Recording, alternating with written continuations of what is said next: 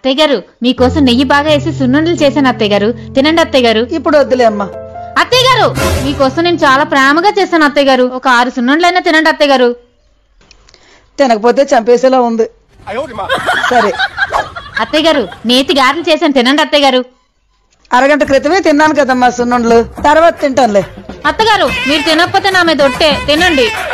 సరే అత్తయ్య గారు మీకోసం నేతి బొబ్బట్లు చేశాను అత్తయ్య గారు, తినండి అత్తయ్య గారు. ఇందాకలే కదమ్మా సున్నుండలు గారెలు తిన్నాను, పొట్ట ఖాళీ లేదు, తర్వాత తింటానులే. అత్తయ్య గారు మీరు తినకపోతే నా మీద మీ అబ్బాయి మీద ఒట్టు. తింటా నువ్వు. అత్తయ్య గారు మీకోసమే 50 నేతి బూరెలు చేశాను అత్తయ్య గారు, తినండి. మనిషి అన్నవాడు ఎవడైనా 50 నేతి బూరెలు తింటాడేంటి? నేను తిన్నాను. మీరు బూరెలు తినకపోతే మావయ్య గారి మీద ఒట్టు.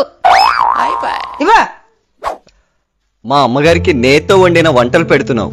మా అమ్మని మీ అమ్మలా చూసుకుంటున్నావే. మా అమ్మంటే నీకెంత ప్రేమే.